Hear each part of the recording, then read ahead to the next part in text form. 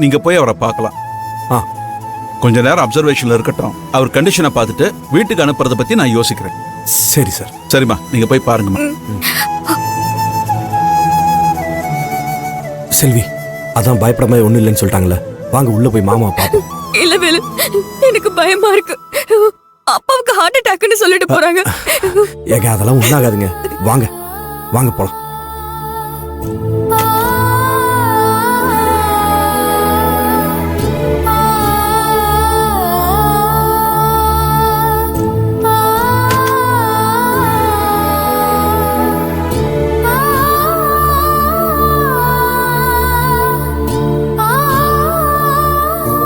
கவலைப்படாதம்மா.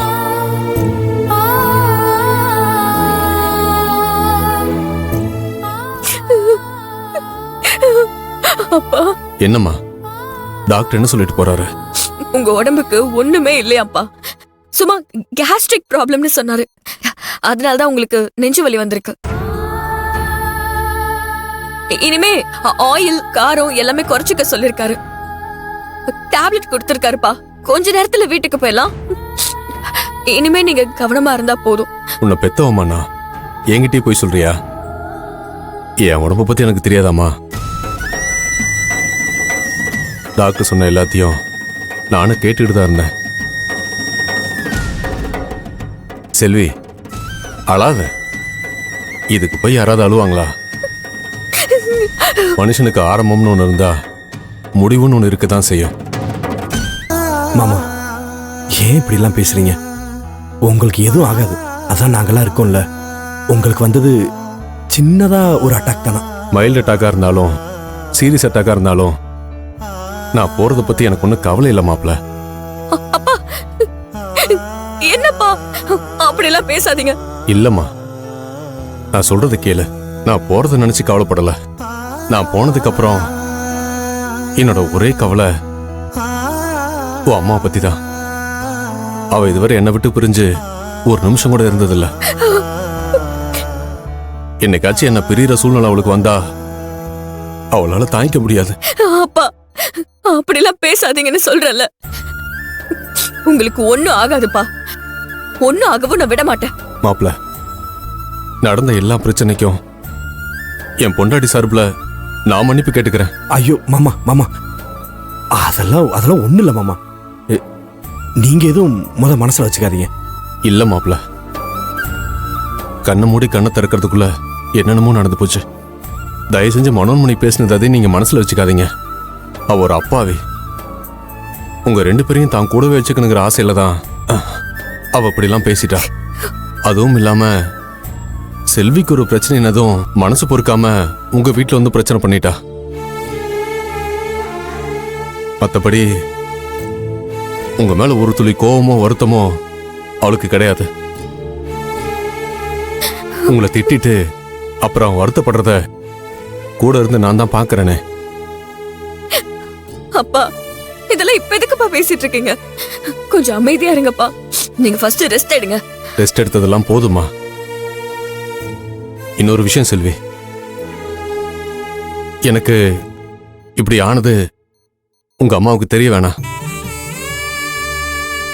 தப்பி தவறி கூட நீங்க எதையும் அவகிட்ட சொல்லிடாதீங்க. அவ தாங்க மாட்டா. அம்மா கிட்ட சொல்லாம எப்படிப்பா? இல்லம்மா, இந்த விஷயம் அவளுக்கு தெரிஞ்சு இப்ப இருக்கிற சூழல்ல அவளுக்கு ஏதாவது ஆச்சுன்னா அது என்னால தாங்கிக்க முடியாது. தயவு செஞ்சு அவகிட்ட எதுவும் சொல்ல வேண்டாம். நான் திரும்பவும் சொல்றேன் செல்வி, நாளைக்கு எனக்கு இந்த மாதிரி ஒரு அட்டாக் வந்து நான் இந்த உலகத்தை விட்டே போற மாதிரி ஒரு நிலைமை வந்துச்சுன்னா நீங்க 2 பேரும் அவளை கைவிட்டுற கூடாது. நீங்க 2 பேரும் தான் அவளை கூட இருந்து பாத்துக்கணும். மாப்ள, இதை மட்டும் நிறைவேற்றி கொடுங்க ப்ளீஸ் மாப்ள. அப்படிலாம் பேசாதீங்கன்னு சொல்றல. மாமா, ஏன் இப்படி பெரிய பெரிய வார்த்தையெல்லாம் பேசுறீங்க? நீங்க சொல்ற மாதிரி எதுவும் நடக்காது. நீங்க அத்தை கூட 100 வருஷம் ஒன்னா வாழ்வீங்க. அப்பா, தயவு செஞ்சு எதுவும் யோசிக்காதீங்க. டாக்டர் ரொம்ப ஸ்ட்ரெயின் பண்ணக்கூடாதுன்னு சொல்லிட்டு போயிருக்காரு. நீங்க கொஞ்ச நேரம் ரெஸ்ட் எடுங்கப்பா.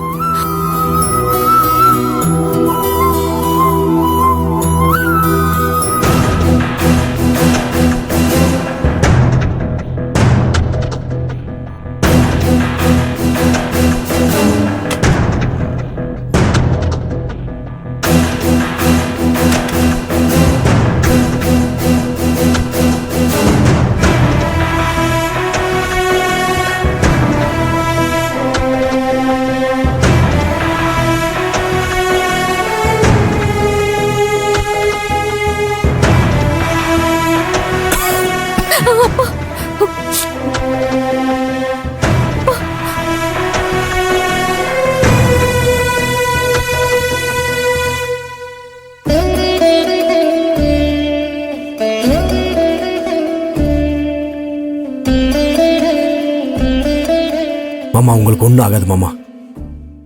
இவ்வளோ பாசமான பொண்ணு உங்க கூட இருக்கிறப்போ கண்டிப்பா உங்களுக்கு ஒன்றும் ஆகாது. இனிமே என்ன ஆனாலும் சரி, உங்களுக்கு ஒரு மகனா நல்லதோ கெட்டதோ உங்க கூட இருந்து நான் உங்களை நல்லா பார்த்துப்பேன். நடந்த பிரச்சனை இல்ல, உங்களை விட்டு நான் அண்ணன் ஹோட்டலுக்கு போகணும்னு நான் எடுத்த முடிவு தப்புன்னு நீங்க எனக்கு உணர்த்திட்டீங்க.